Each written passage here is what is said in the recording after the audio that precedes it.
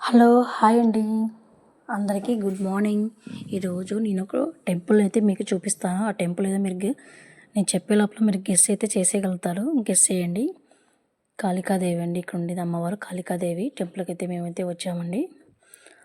అమ్మవారిని అయితే దర్శనం చేసుకున్నాము. వసుకోట దగ్గర ఉన్న టెంపుల్ అండి ఇది. అదేనండి మన కాళికాదేవి టెంపుల్. ఇంకొక పేరుతో కూడా ఇక్కడైతే పిలుస్తారండి.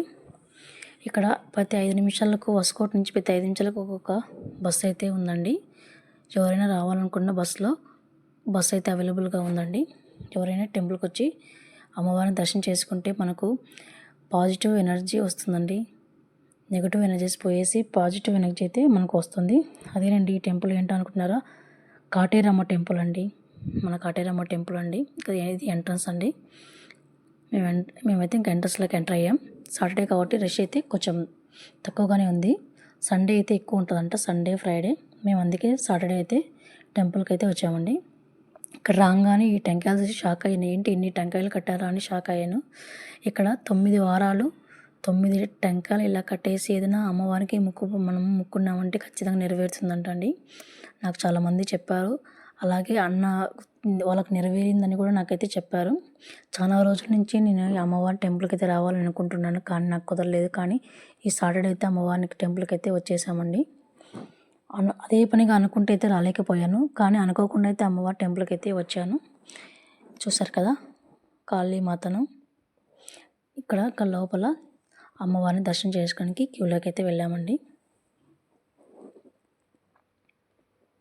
ఇక్కడ ఈ క్యూలోని చాలామంది ట్యాబ్లెట్స్ అని గాజులని ఎందుకు అన్నీ కట్టారు, నాకైతే కరెక్ట్గా తెలియదు. చూడండి, అమ్మవారిని దర్శనం చేసుకున్న తర్వాత అలా బయటకు వచ్చి అక్కడేనండి రైట్ సైడ్లో ఇక్కడ మనం రూపాయి కాయిన్ అయితే అక్కడ స్టిక్ చేస్తారంట. రూపాయి కాయిన్ స్టిక్ చేస్తుంటే మన కోరిక నెరవేరుతుందని చాలామంది నమ్మకం అండి. అలా టెంపుల్ బయటకు వచ్చిన తర్వాత ఇక్కడ కాళికాదేవికి నేనైతే నిమ్మకాయలతో దీపం అయితే ఇలా అమ్మవారికి అయితే చూపించి 3 సార్లు అట్లా తిప్పేసి అమ్మవారికి అయితే దండం అయితే పెట్టేసుకున్నామండి మేము. సో ఈ కాళికాదేవి అని ఉంది, కానీ కాటేరమ్మ తల్లి అంటేనే ఇక్కడ అందరికీ తెలుసు. కానీ కాటేరమ్మ అనేది ఎందుకు వచ్చిందో ఆ పేరైతే నాకైతే తెలియదండి. మీకు ఎవరైనా తెలిస్తే మనకు నాకు కామెంట్ చేయండి.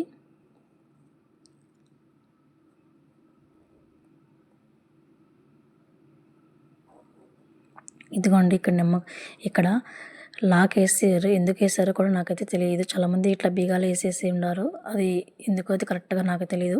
ఇక్కడ బయటకు వచ్చేస్తే ఇంకా కొంచెం బయటకు వచ్చేస్తే ఇక్కడ అందరికైతే దిష్టి తీస్తున్నారు. ఏంటంటే నిమ్మకాయలతో దిష్టి అయితే తీపించుకుంటే మంచిదని చెప్పారు. అందుకనేసి మేమందరం నిమ్మకాయలతో దిష్టి అయితే తీసుకున్నామండి. అలాగే మా పిల్లలు మాకు కూడా దిష్టి తీపించంటే వాళ్ళకు కూడా దిష్టి తీపిచ్చేసి మేము నలుగురం అయితే దిష్టి అయితే తీపించుకున్నామండి. దిష్టి తీసుకుంటే ఇక్కడ అమ్మవారి కాళికాదేవి దగ్గర దిష్టి అయితే పోతుందని అందరి నమ్మకం.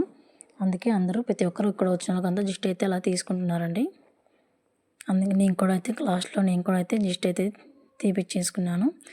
ఈ నిమ్మకాయని మనము కింద వేసిన తర్వాత మనం ఎడంకాలతో తొక్కాలండి. అప్పటికి మనకు దిష్టి పోతుందంట. అందుకని మేమైతే ఎడంకాలతో అలా ప్రెస్ చేశాను నిమ్మకాయని.